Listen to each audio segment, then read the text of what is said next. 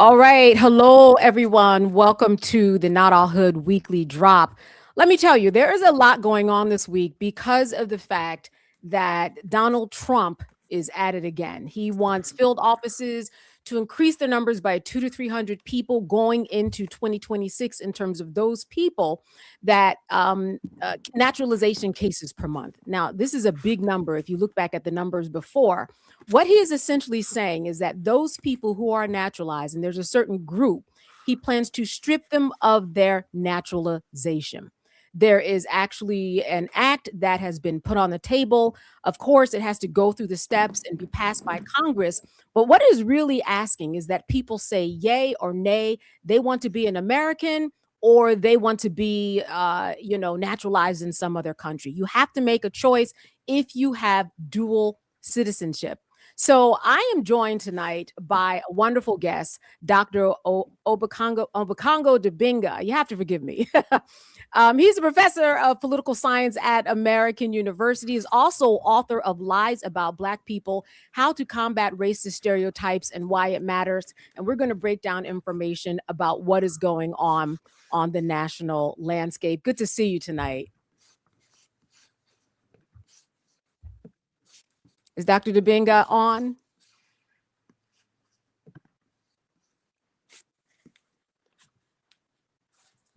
All right, so he cannot hear us.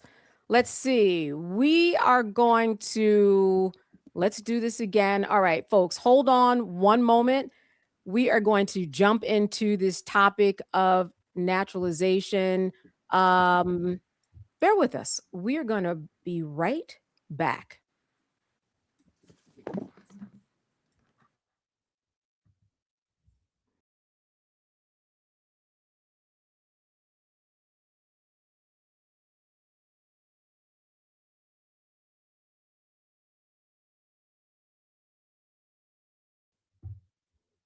All right, let's see how this goes. I hear you. All right, you hear me now. All right, it is so good to see you. It's great to see you as well. How are you? I am doing very well. I don't even know if you heard your introduction, sir. I missed all of it, but I'm All pretty right. familiar Well, with it. listen, you know who you are, Dr. Dibinga. So that's the good thing. All From good. American University, Upstanders International. And for folks who don't know you, you've written several books, but the one that I mentioned at the top of the show was Lies About Black People. And as you know, we are jumping into this whole dual citizenship thing. And the fact that we're talking about millions of people.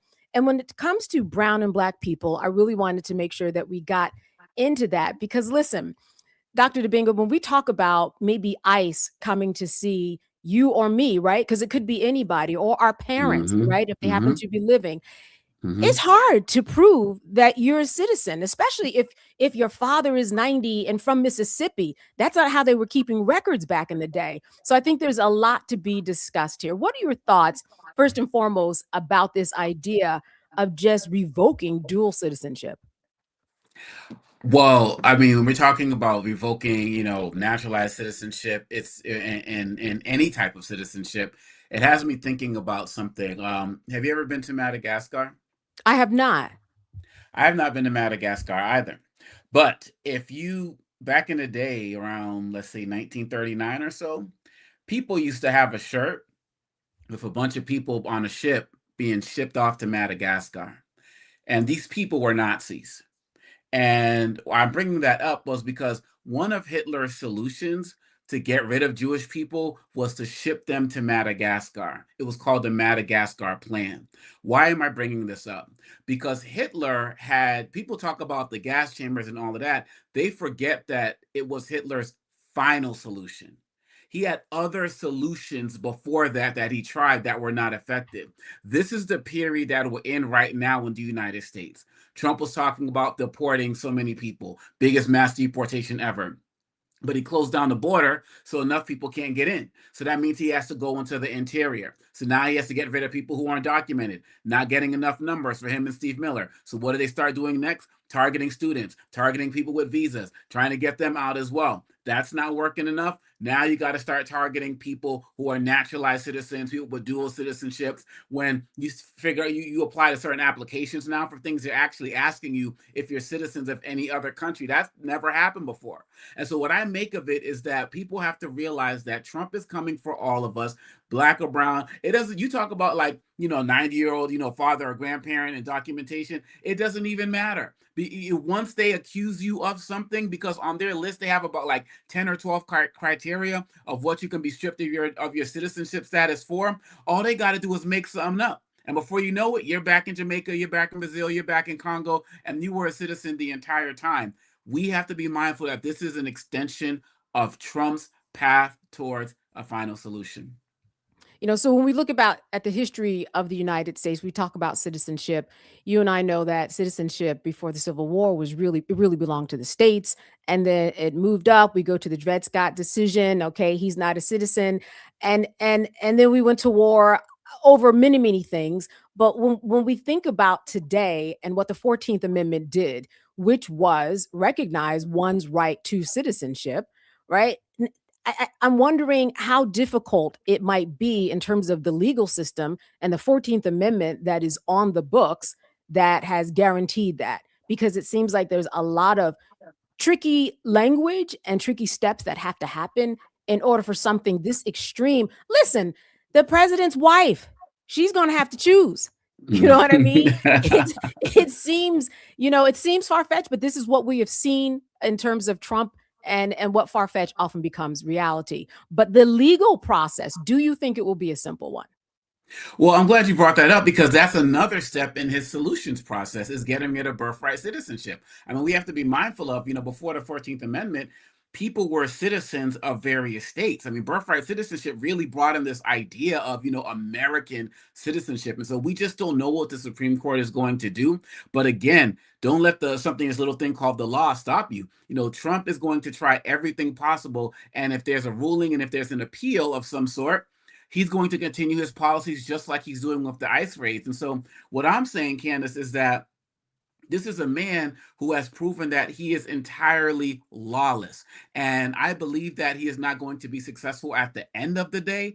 But how many bodies, how many people, how many folks are going to lose out in this process? How many people have already been disappeared? How many people are already sitting home with actual cases, have never committed crimes? I mean, look, Candace, what did they do like 2 weeks ago? They were removing people from their naturalization ceremonies. People who've Yes. gone through the whole process for years and were literally, because you can't complete the process unless you attend the ceremony. And they were literally telling black and brown people, step out of line. Yeah. So this is a guy who will try anything for him and Stephen Miller to get as many black and brown people out of this country as possible. And so regardless of the rulings, they're going to push forward further along with Christy Noem. Yeah, when I was covering the Sean Combs case, right next to that courthouse and inside the courthouse, actually, we'd go in and there'd be a lot of people, loads, getting their citizenship, and they come out happy with their flags. I mean, to imagine that somebody would be able to pull them out of the line, like you said, after a long process, that is crazy. But now here's what I want to know from you. What does one do in order to protect themselves? I read this account of this couple who ICE came to them, wouldn't identify themselves. And you might have heard this too, or folks, if you're listening to this, you might have heard this. ICE came to this couple's house and they said, wait a minute, you're trying to take us? This is a kidnapping. So they kidnapped the ICE agents who would not identify themselves. So of course, now this couple is in trouble, but they're saying, look, if you don't identify yourselves and you come to my home and you take me, I see that as a kidnapping. So I'm going to defend myself. But that certainly is an extreme case, but it does bring about the question, what do you do when this potentially can happen to you? Well, look, I've told my kids, I told family members, you are not to go with anybody anywhere who does not identify themselves, because the fact of the matter is, as you know better than anyone can, is we have already seen copycat folks out there. We have seen people who have been kidnapped, who have been taken. Folks have dressed up. You can get some of these suits and clothing on like Amazon and other places, Mm-hmm. and people have been kidnapped. They've been assaulted and the like. And if you're going to go down, it might as well happen right in that spot. And so this is why these judges have been talking to, like in Chicago, saying that these guys have to wear clearly marked identification of some way, of some sort, because people will do something barbaric to you. There are people who have been picked up by ICE who have been disappeared. And so I think that we have to be mindful of that. Look, if people decide that they're going to go, you got to make sure that you don't resist. You don't want to give them any opportunity to do anything to you on camera. You got to ask people to record, to make sure they can document it in any way, shape, or form. If I'm getting taken, I'm asking anybody to record everything they could possibly record the direction I'm going in. So hopefully a mayor or a city councilor can pull up the cameras to show where I'm going. I mean, there have been people who've been taken and have had cardiac arrest or various things in these ICE vans and have never been seen or heard from again. They're bringing people who are having injuries to these hospitals and checking them in under different names so that their families can't find them. And so you have to look, I think people might want to also look into wearing things like AirTags and other types of devices where their family members can track them, because they're obviously going to take your phone. It's amazing that we're actually having this conversation right now, Candace, but some of the conversations we have raising kids about what we need to do if they get lost, or to make sure we can be able to find them, or even some people with their pets. It's like we got to do this with each other right now, and it's really terrible. Yeah. Do you have dual citizenship? No, I do No. not. Okay. I'm U.S. I was born here. I was born in the United States, and my parents, my mom became a citizen right before she passed. She actually, voted for Kamala Harris in her first, U.S. election, which was Mm. amazing. But yeah, I've been born here and don't have citizenship elsewhere. Not Yeah, yet, at least. and I think that your perspective is really interesting. Both of your parents are from the Congo, correct? That's right. And I'm wondering, with your lens, how do you see this whole process, having that perspective of parents who came here, settled in, you were in Massachusetts, right? Yep. And I'm sure that you have an interesting perspective about immigration and what it means to come here, be accepted, and do as your mother did, get her citizenship, and then finally be able to vote. Absolutely. It's been so problematic, because when I look at everything my parents gave to this country, my father wrote the paper in the 1970s, the document that helped revolutionize Harvard Divinity School, where he was a student at the time, which led to the hiring of the first Black dean of the Harvard Divinity School. Both my parents have 9 academic degrees, 3 PhDs, and they did so much to contribute to the growth of this country, both for professors as well. And so when I think about the immigrant story, that's the story that I think about. Growing up, 2 of my best friends, one was Jamaican, one was Haitian, and I think about what they're doing right now. And so to see that the incredible things they're doing, so to see that the way that these people are being demeaned, when I see these stories on news, I think of my own family members. I think of my own relatives. And I think of how this whole country is being destroyed by denying them the opportunities that they rightfully deserve. And this is a man who's talking about, I mean, Candace, he doesn't even know the difference between political asylum and an insane asylum. He's talking Mm. about they're coming here from insane asylum. Do you know anybody who's coming here from, we don't use that term anymore, but he said the term insane asylum. Are they really going through the process of getting a passport, getting a ticket, flying across the globe from places like the Congo and landing in the United States? This is a man who doesn't even care about the basic idea of people coming from other countries who are Black and brown. And all while this is happening, Candace, I'm writing about this in my next book, Trigger Words. There are thousands of undocumented white immigrants Mm. in this country being penalized for absolutely nothing. They are walking scot-free and just living the life. And so when people understand that this is fully about racism, then there are different conversations that we need to have. But yeah, it's just really frustrating, given that this is my story. I'm not here from what my parents did. And this man is destroying the opportunity of so many people who work hard. As a political science professor, and we look at all of this contextually, the history, what is it that folks can do in terms of the law? What are your expectations of somebody in Congress saying something to stop this? What can be done to actually stop this? Well, one of the things I appreciate that Zoran Mamdani is doing in New York City is that, he's put out promotions letting people know exactly what the types of warrants are that ICE folks need to be, and Border Control as well, who are even acting worse than ICE on some levels. Imagine that. letting people know your rights, letting people know some of these guys are showing up with the wrong warrants, right? Letting people know that people don't have the right to enter your personal vicinity. We have to do as much to learn about the law process as possible. When ICE came to the National Guard and ICE started coming to Washington D.C., the parents of the schools that my kids go to, we were having our chats, making sure we were sharing information. There were lawyers who were putting on information about what our kids need to do if they get exposed. Now is the time for us to know our rights as much as possible. There are a lot of people in the legal world, as you know, who are volunteering and doing workshops in different spaces. This information has to be provided in multiple languages as well, because ICE and Customs Border Patrol and Trump and all of them, they take advantage of our ignorance, and they take advantage of our inability to maybe communicate effectively in English. They take advantage of those two things. And so those of us who are in the know, we have to do our best to repost stuff, retweet stuff, put stuff on the streets to let people know. Everybody has to do something. As Karen Hunter likes to say, if everybody does a little, no one has to do a lot. There you go. There you go. What was your conversation like with your children? And first, do your children have, how shall I say, names that are from the Congo? Yes, all of Okay. them have. Yes, and I have a 19-year-old daughter. I have a 17-year-old. My 19's a senior. I mean, my 19's a sophomore in college. My 17-year-old is a senior in high school, and then I have an 11-year-old son in fifth grade. And so, my oldest, she's out and about, here in DC traveling. I let him know you got to carry your passport card.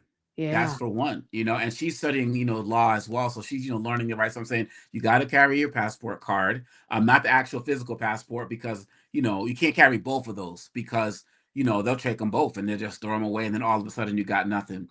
I told them as well, don't go with anybody who does not clearly identify themselves. If you can't see badges or anything like that, you may just have to have a beef in the streets, because these people could be trying to kidnap you. They may not be ICE agents, but shoot, they can be ICE agents with other plans to do things before they get to the jail.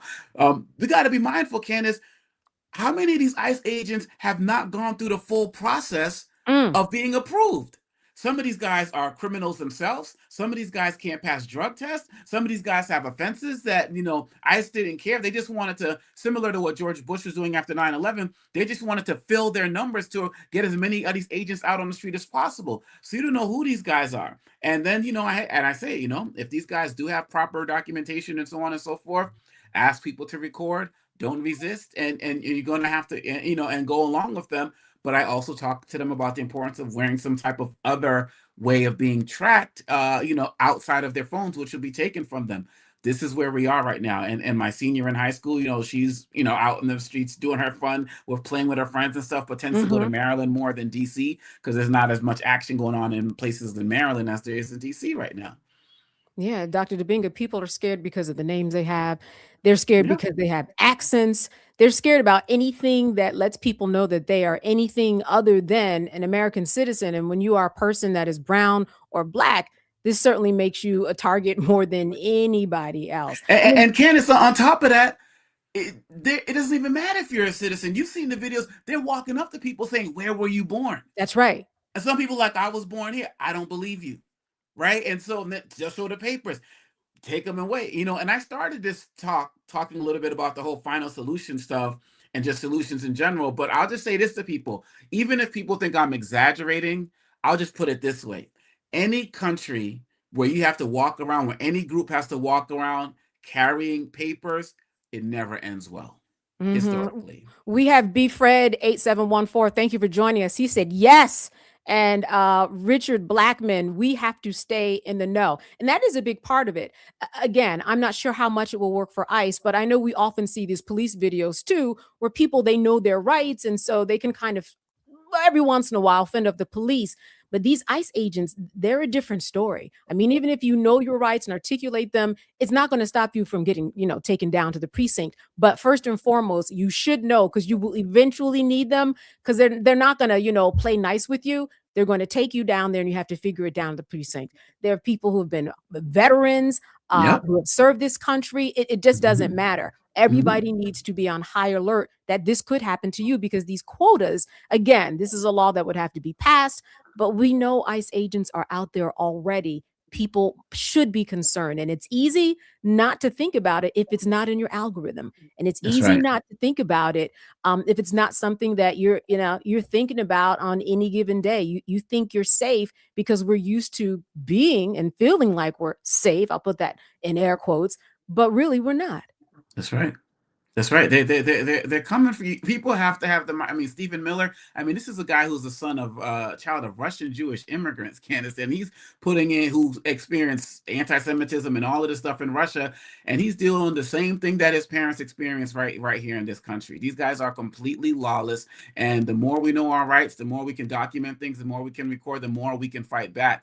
This is just where we are in this society, and it's unfortunate. But I always say our ancestors have been through worse, and if they can persevere through what they had to deal with, we can get through this. But we have to stick together. We can't have this. Oh, y'all Latinos, y'all voted for Trump. Oh, y'all getting what you deserve. Oh, Somalis, yeah, FAFO. Like Mm. it does not matter. We all Somalian as far as they're concerned. We're all Haitian as far as they're concerned. We all dark skinned Mexican as far as they're concerned. It doesn't matter. So, but Trump thrives off of division. Even as a CEO, he said in his book, when I have meetings, I like to pit people against each other at the boardroom and see who's the strongest and see who wins. Like, so when I knew he did that for his companies, I knew that that's what he's going to do for this country. He Mm. thrives in divide and conquer. So the more we can work to come together, the more we can fight back against this and win.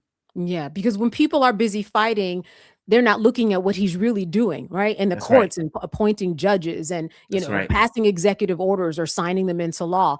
I'm wondering, when your parents came from the Congo, what were their expectations of coming to America? Can you take us to that experience? And did their stories play out to their expectations, what they thought it would be? Or did they, growing up, have humps that folks may not know about because they didn't live through that time?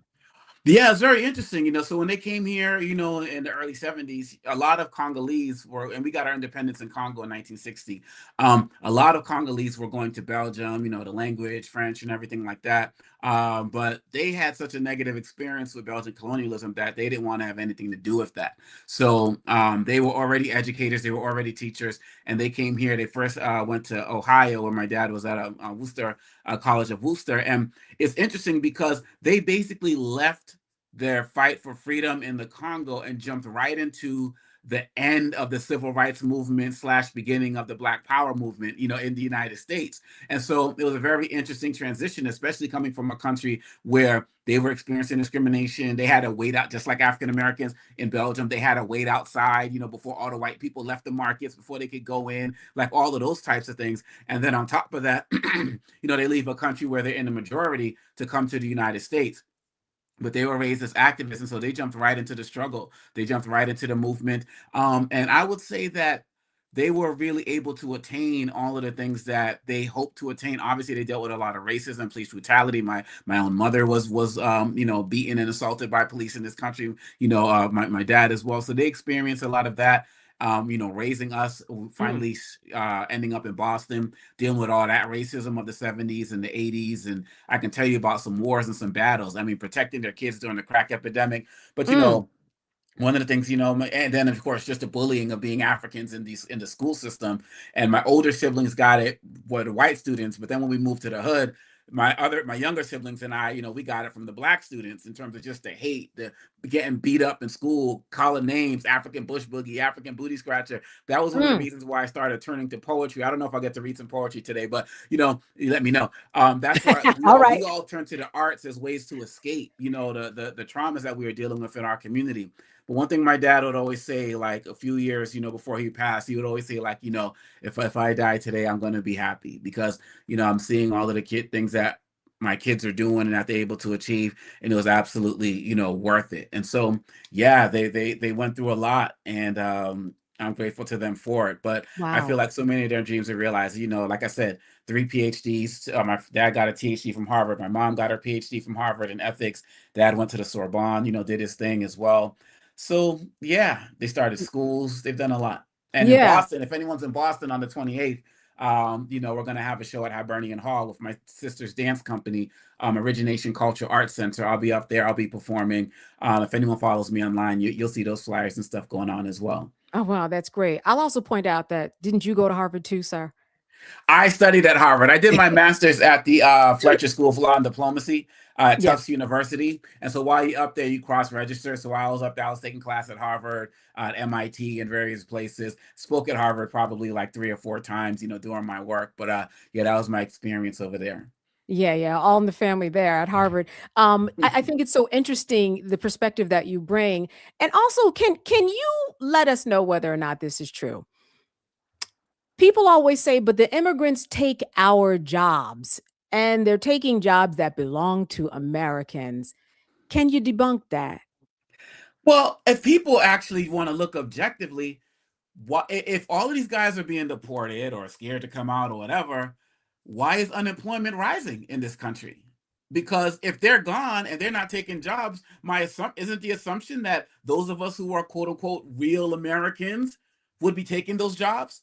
But I don't see that happening. I don't see white folks going to work on these farms. I don't see black folks going to work on some of these other places. I'm not seeing increased home construction, by some of these places where people who That's may have right. been undocumented immigrants have been building. I haven't seen that because it's interesting, Candace. It's like the Trump administration, they always like to start at the bottom, but they're not arresting the people who hire these folks. They're not arresting the people who, are hiring these guys to build their houses or hiring these undocumented, human beings to work on their farms. Those are company heads. Those are corporate people who were doing that. So this idea that, isn't it interesting? They talk about these illegal aliens. They come here and this is JD Vance, they shackle up 20, 30 people in a house and all of this other type of stuff. And then at the same time, they blame them for the housing prices going up. But I thought if they're all shackled up in a house, that means they can't afford to buy houses, right? So it's like they blame, they came here, they're too lazy, but all of a sudden they're hard workers and we got to get rid of them. They change up the story every single day. Everything they can do to fix that narrative, you see that happening. The type of jobs that many of these undocumented immigrants are doing right now are going vacant right now, and that's part of the reason why the economy is in shambles right now, because that's leading to that's leading to prices going up. It's leading to companies going, shuttering down, which also is going to mean that there's less competition, which makes it easier for other companies that are still remaining to raise their prices. So anybody who says that they're taking these jobs is absolutely false. But Yeah. on top of that, they're not taking the jobs, but while they are here, they're actually paying into a tax system that they don't have the opportunity to benefit from because of their status. And Dr. Dibinga, when we talk about, dual citizenship and the meaning of it, I mean, it makes things a lot easier for people who have it. If people don't understand, all right, well, so you have to choose one or the other, right? Because there are all Mm-hmm. these rules that are Mm-hmm. in place that once this law is potentially passed, you have to make a choice and you have a year to do that. And then if you don't make a choice, then they're just going to assume that you want citizenship any other country. So it's like Yeah. due process thrown out the window. But when we think about what dual citizenship means and why it's so important to the tens of millions of people that have it here in America, why is it so important for people to have that dual citizenship? Well, I think it's important. People want to have a connection to home. And now there are some countries you can get dual citizenship to, and you're not a citizen originally of that country. Places like Ghana and other countries have been exploring things like that. So I know several. I mean, people like Stevie Wonder, right? Who Sure. have gone to countries that they are not directly from, but people feel like they need to have a connection to something outside of this country because they feel like this country has either betrayed them or will betray them. And betrayal could have many iterations. Like betrayal could mean what's happening right now with ICE and Customs and Border Patrol, but betrayal could also mean this country is not fully giving me access to the American dream. It's not fully giving me access to be able to be my best self. And so when I go and visit places in Ghana or Kenya or Grenada, or various places, they feel more at home. They feel like there are more opportunities there, and they feel like those countries are going to help them be able to live out there to their full potential. And so I think it's a great idea. I think it's extremely important. I will say, however, that those who are doing it because they want to escape what's happening in the United States, you got to be mindful of the fact that Trump can get you there. This administration can get you anywhere. Some Mm, people say I'm staying here because I'm least likely to be bombed here because there's other mm. folks. But the way he talks about some of these other countries, look what's happened. What if he had dual citizenship and you decide to go to Venezuela? You Oh, see what I'm saying? So it's just oh like, yeah, so there you people go. have to be kind of mindful The about whole doing that. But I problem. believe that the idea is a great idea. I believe that the opportunity to be able to say, what's happening here is not really working for me or the future of my children, and I want to establish myself in another place. Some people do that as expats, but some people decide that if I'm going to go somewhere, I need to fully be there and be present, and so I'm going to become a citizen, and I think that's great. Yeah, yeah. There is this show on Max called Coming to Africa, right? As opposed to Coming to Oh, America. I don't And know it's a that one. yeah, it's a series, and 4 families, they go, and 4 Black families, they go back to Africa. They go to Hmm. Tanzania, they go to South Africa, they go to Ghana, and they document their experiences. And I think it's so interesting because it's not quite what they thought it would be. It's just interesting. Just Some preparation. Yeah, yeah, and for someone who I know who has traveled to Africa, because I hear a lot of folks saying, "I'm going back home." What do you say to them? Because again, Max, they were rah-rah before they got on that plane, Dr. Dibinga. But then when they got there, maybe about 6 weeks in, it was a Yeah. little different. It was a little different. Yeah, so I've been to, almost 30 countries around globally, about maybe 12 to 14 of them, somewhere around there on the African continent. Okay. And I've written some poems about this. One of my poems is called For Your African Mind. Another poem's called The African, the American, that speaks to that kind of dual thing that people are dealing with. And one of the things that I say to people is that you can't have a romanticized view of the continent. We're Mhm. talking about 54 nations. You add Madagascar, we're talking about 55, countries and the like. Every place is different with different legacies. You got to do your research. You can't just think that it's going to be like something you saw on TV in some romanticized show. And look, you could have a terrible experience in Kenya and have a great experience in Ghana, right? I mean, so you can't go to like South Africa and say like, oh my gosh, I'm never coming back to the continent. It's a continent. It is not a country. So people have to do their research. People, I would suggest before like moving to a country, go and visit, build some connections, get some networks going, and expect there to be trials and tribulations as well. Some people are going to welcome you with open arms. Some people are not going to welcome you. I mean, you got to understand. I got so much written about this. Look, that's why I got the book here, Lies About Black People, right? Y'all got to cop that. Yes, There we that's go. why I wrote this book. People have to understand that just as we in the United States were taught negative things about African countries, Africans were taught negative things about African Americans. So Sure. when I first African country I visited was Senegal. I walked into a house, and the first thing I see on television is Biggie Smalls' hypnotized video, and Mm. I'm like, and then I was a Georgetown student at the time, and so study abroad. And they were watching a basketball game at night, and people are like, yo, everybody at Georgetown is black. I'm like, no, that's the basketball team. They're like, no, that's everybody. I'm like, no, trust me, I was there yesterday. I'm like the other black dude. So it's just like, and so, but you got to understand, Candace, it's intentional. Yeah. Now, I don't have actual documentation of this, but this is what I was told when I went and visited the slave castles at Goree Island. One of the things, no, well, I was told that when the movie, remember Roots, Sure. when Roots was shown in some of these countries, like in Senegal, like several white people got killed that night. Wow. And one of the reasons was so many Africans who were in, I believe it was Senegal, did not know the history. They did not know the story of what happened to people who made that voyage. And it angered them what they saw. I don't have full documentation of that. Someone told me that. But what I do know is that if you go visit the castles in Ghana, you Oh may yeah. walk in, like, let's say there's 30 of y'all, and let's say it's 20 white, let's say it's like 10 white people and like 20 black people.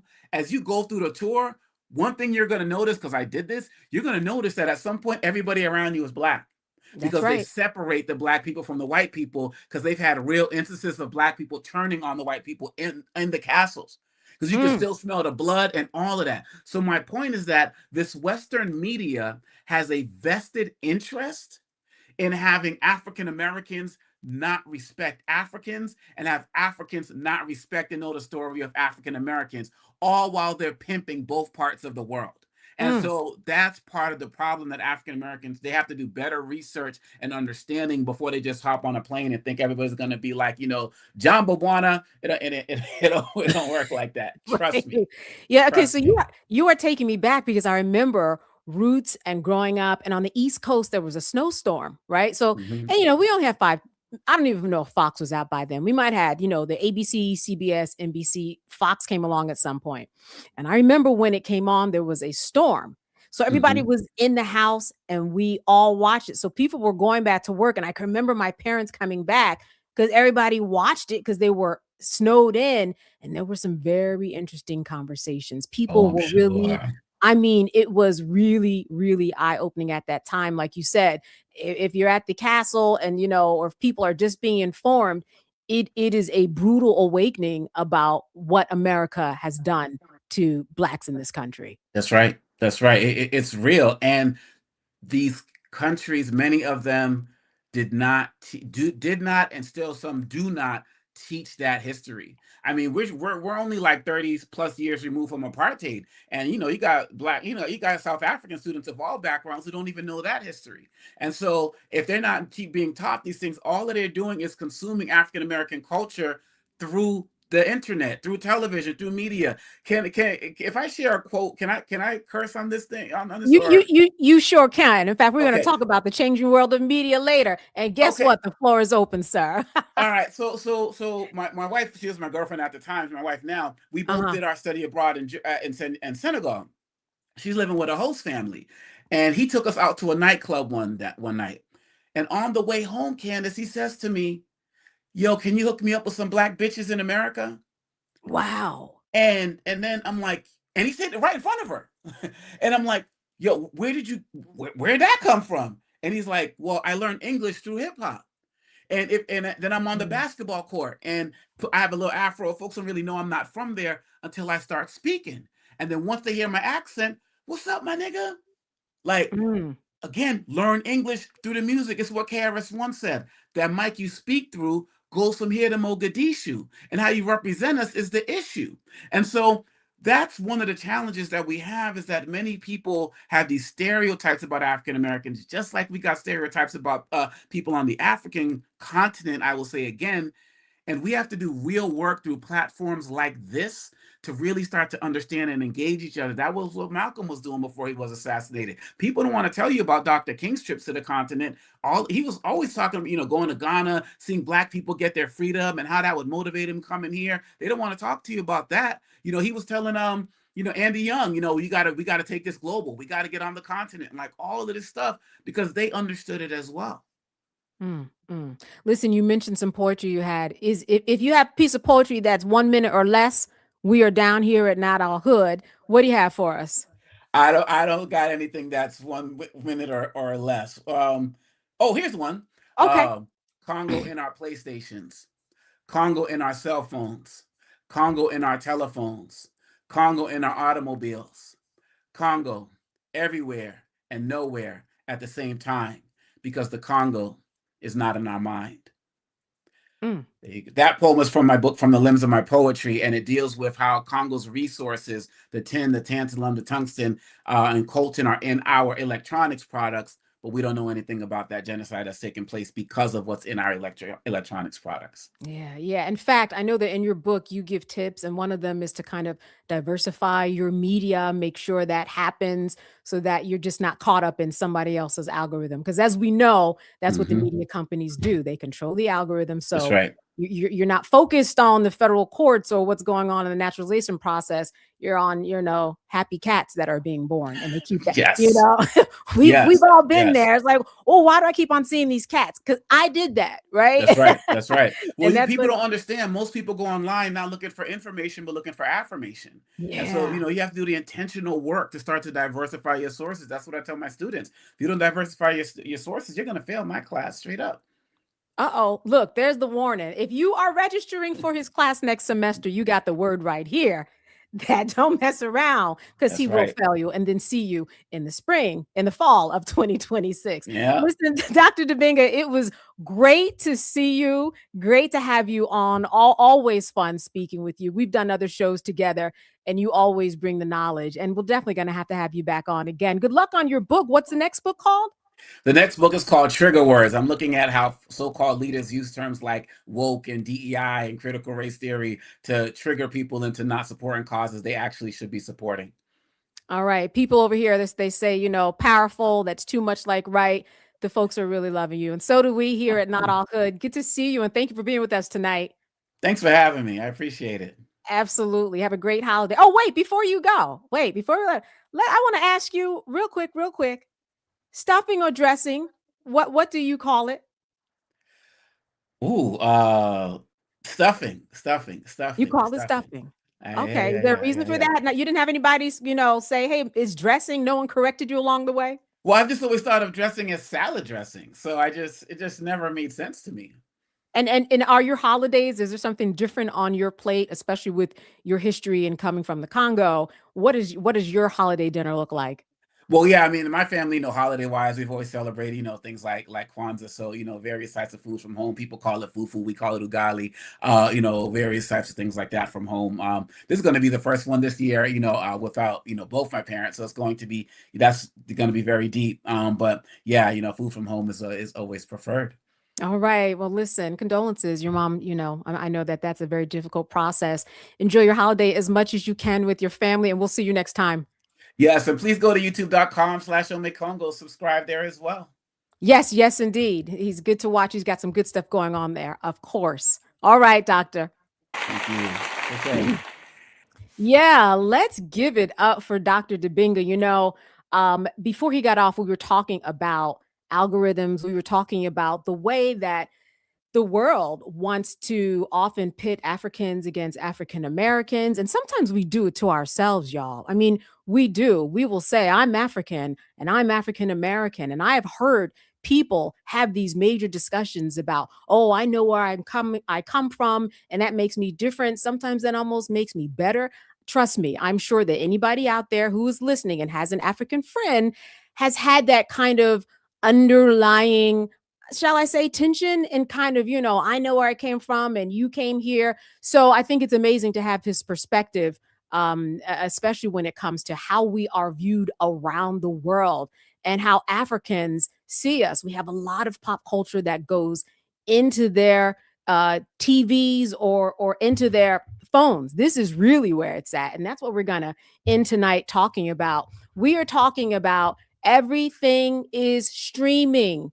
Everything is streaming, and traditional media, legacy media is really out of touch. We're going to touch upon a couple of stories before I let you go, because this is a really powerful time to be involved in the media. This is by design that we are here. We know that people are living on their phones. They're driving, they're walking, they're talking, they're in school, they're trying to take a peek during meetings to stream and look on what's their phones. So the first thing I want to talk about is this whole idea that the Oscars are going to be on YouTube for free. And let me tell you why this is so important. One, because the viewership when it comes to young people is going down. And if you want anything to survive, you have to start with young people, because they're just going to live longer than I am, right? If they're 23, they're going to live longer than my age. Let's put it that way. But that being said, you start with the young people, and these are the people that are being lost when it comes to this mainstay of culture called the Oscars. And they're going to be on there for free. This is actually going to be exclusive to them from 2029 to 2033. This is a huge change, because now we are looking at something that is so new, so foreign to us. What is this thing, and why all of a sudden is ABC moving it over to YouTube? Why? Because they know the numbers are there. And this is why this mic, and this is why it's such a powerful time to be in the media. And this is why everybody is trying to get on board. Listen, between 2018 and now, over 77 million people cut their cords to cable.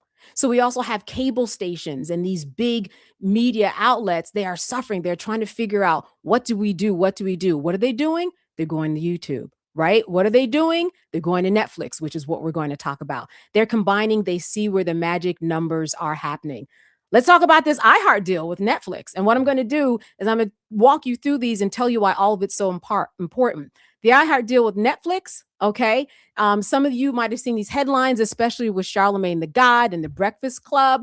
You've got more than 15 industry leading iHeart podcasts that will stream only on Netflix, including The Breakfast Club, some of the others, My Favorite Murder, Bobby Bones Presents, The Bobby Cast, Behind the Bastards, The Psychology of Your 20s. All of these things are translating into podcasts are the new radio. Remember radio? I remember you just have to tune the radio, get that static out of there. We know that's no more. We know that we're in charge of our own dial. We can pick whatever we want. And we know that it's because of the algorithm that's pushing these things in our faces.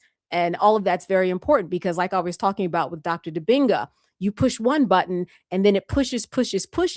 And that's just more advertising for places like this that know if you keep pushing people to your station, then of course you're going to get more advertisers. So that's why legacy media wants to make sure that they have this streaming that is in their power. The problem is that when we have fewer people, right? When we do have mergers taking place, then you have cultural voices that are diminished and often stomped because people at the top are actually making all of the decisions. I mean, let's face it. We haven't seen a bunch of, African American women walking around talking about what's going to happen with Paramount and Warner. No, we have not. And that's no surprise. We are not at those particular tables. If we were, we would have definitely heard about it. Essence would have covered it. We would have been like the first black this, the first black that, because at 2020, 2025, it's still the first black something. But we have to keep that in mind because the cultural algorithm that we are in doesn't just design what we're watching at night. Just like Dr. Dibinga said, it designs what people are seeing and hearing about us in other countries. That's where it really matters. What we do in America is we want to make sure that we are the leading country that everybody looks to.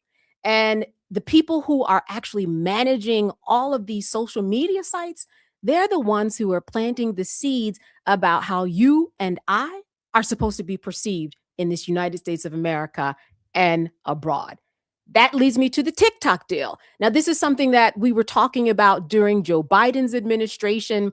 Remember, some people thought that the TikTok was going away, and they were talking about the fact that they made this amount of money and they were trying to figure out their bills if TikTok went away. The problem with that was a security issue.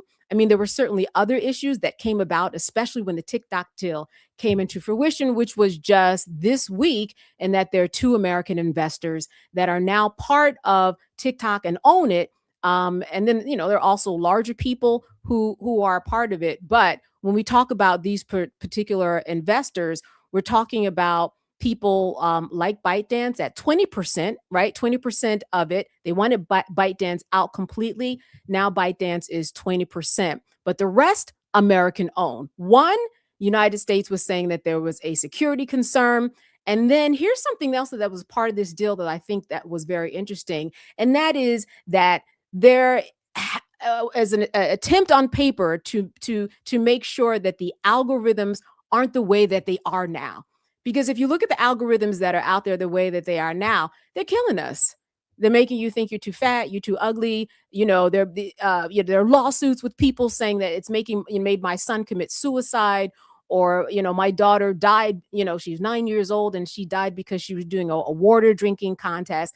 Granted, it does congregate people, and there have been cultural movements that have been started on there, but it's also doing a lot of harm. And in terms of the algorithms that are out there, we know that our algorithm is not as smart as the one that they have in Asia. It's totally different. The algorithms over there, they're moving their young people more to arts, moving them more to culture, moving them more to music and things that are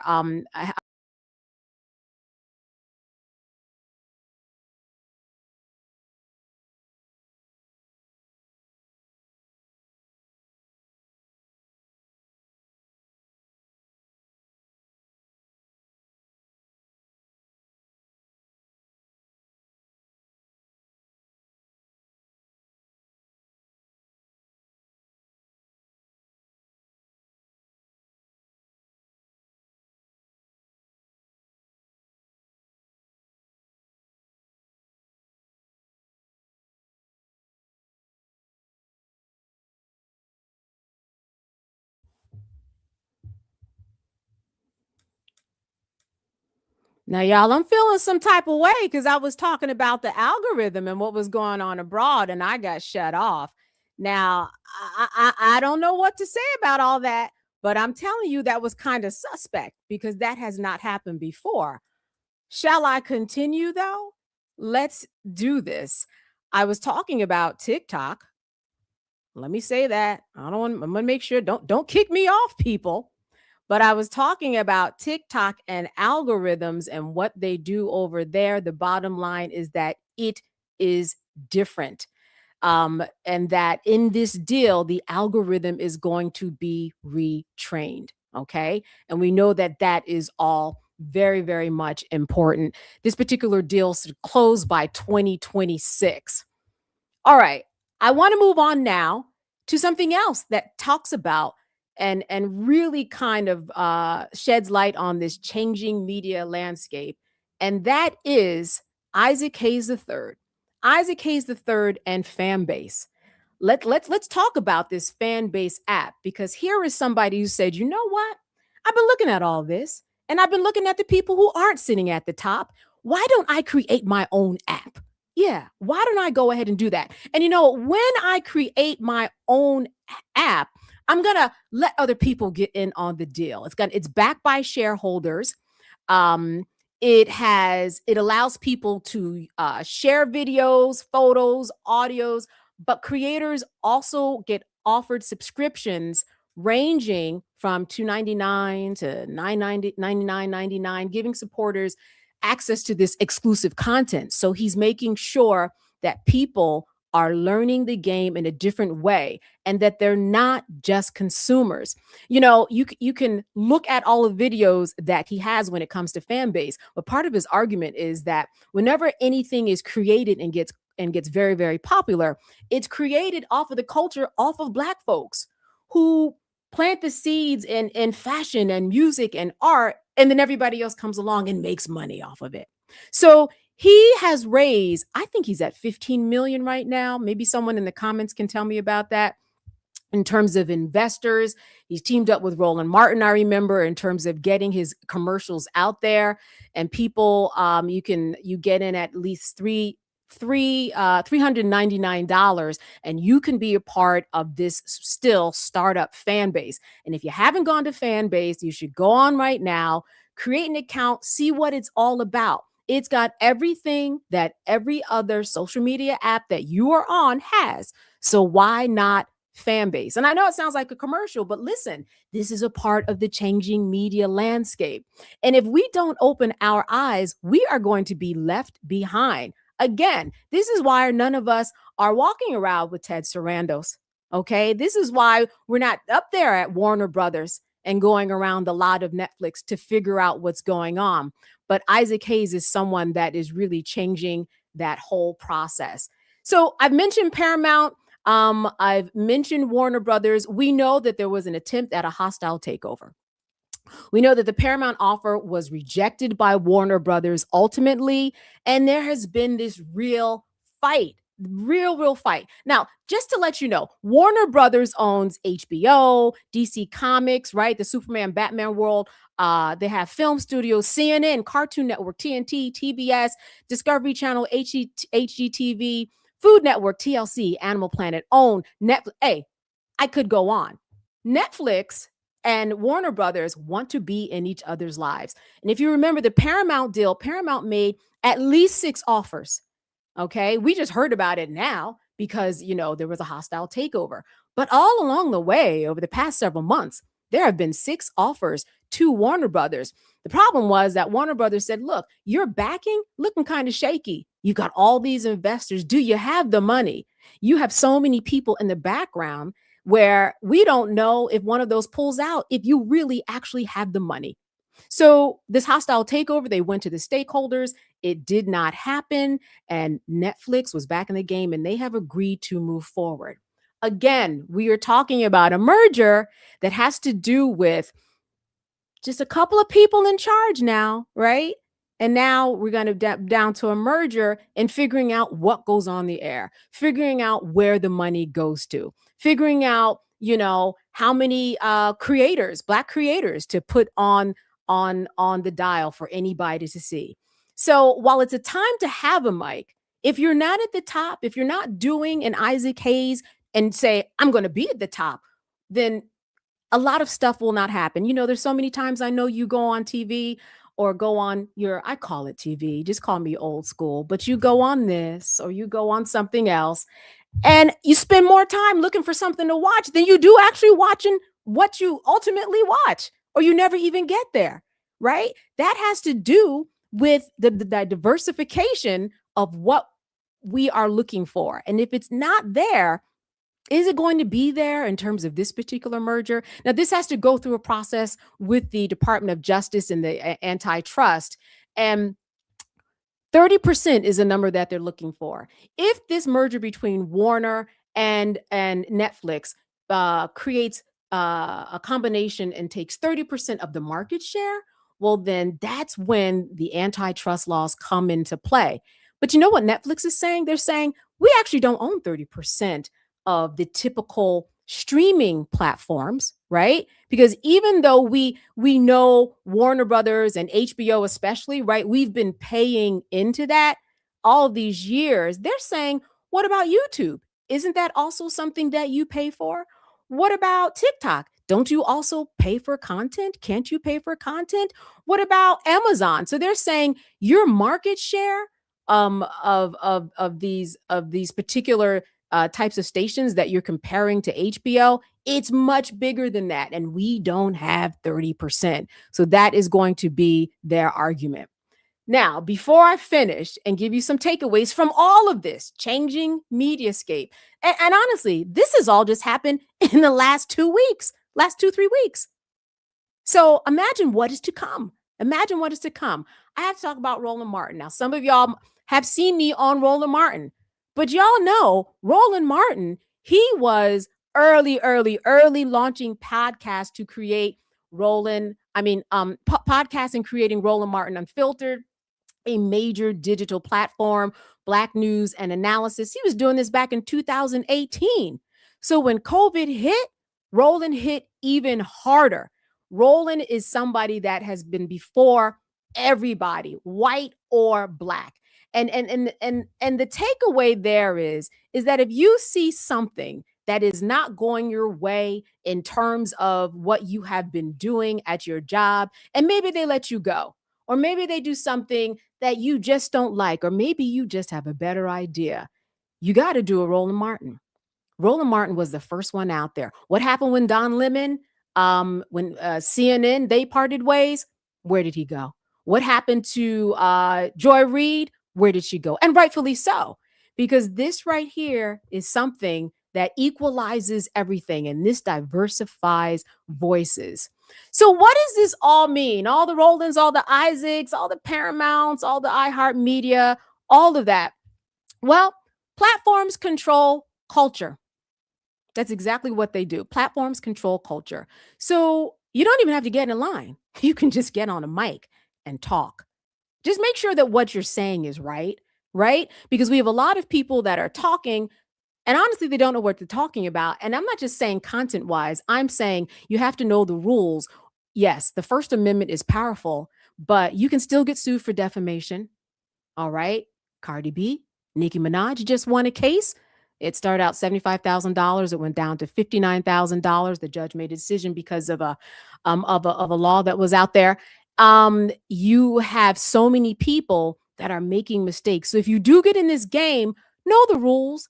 Don't just go out there making up information because you've attributed it to somebody else.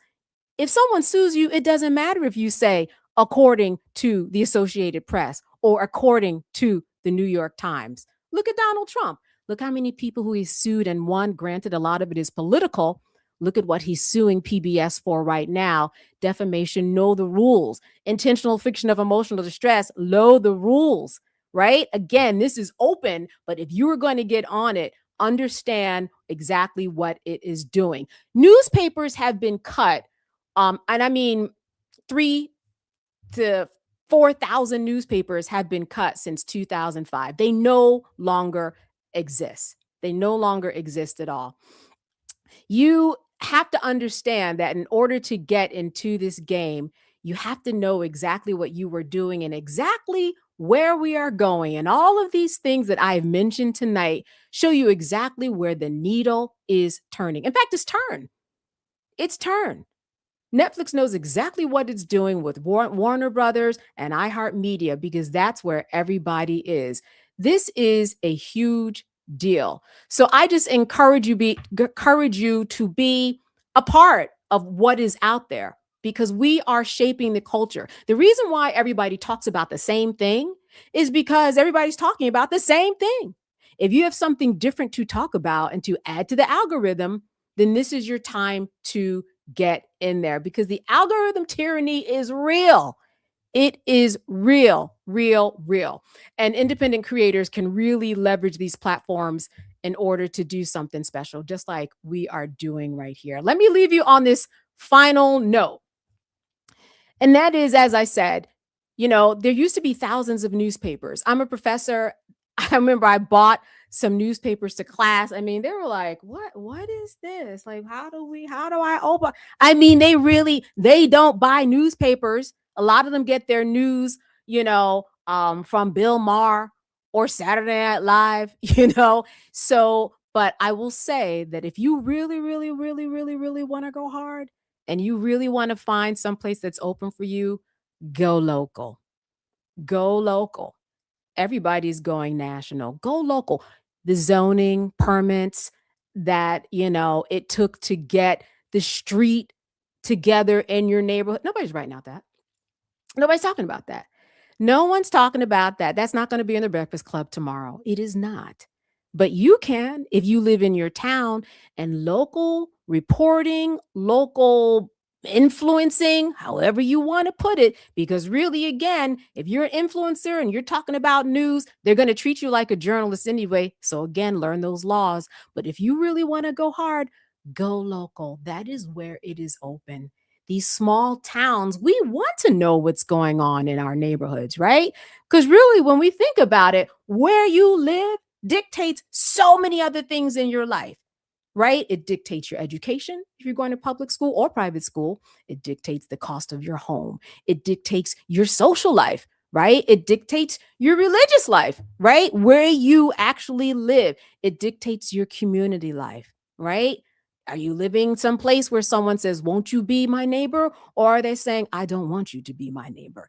It makes a big difference. So if you want to go hard, go local.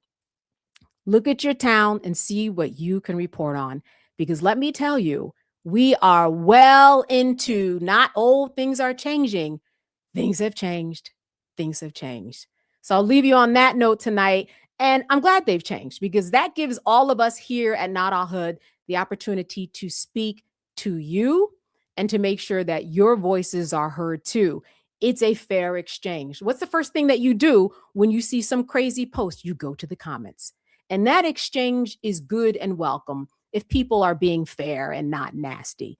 Though those nasty ones sometimes are funny, but we won't co-sign that. All right. But we know when we go to the comments, we go to them for a very good reason. That being said, listen, if you want to suggest a guest, suggest a story idea, write us at comrades@notallhood.com. Make sure that you tune in to us. Make sure to like, subscribe, make sure to tell a friend. We really get into a lot of things. I want to thank Dr. Dr. Omekongo Dibinga. I'm going to get your name. I really am. I will practice for the next time I see you for being on this show tonight. And I want to thank everybody for your comments and for being with us tonight. As always, it was good seeing you. And we will see you on next Sunday, December 28th, post Christmas. We can talk a little bit about what you did. All right. Until the next time. Good night.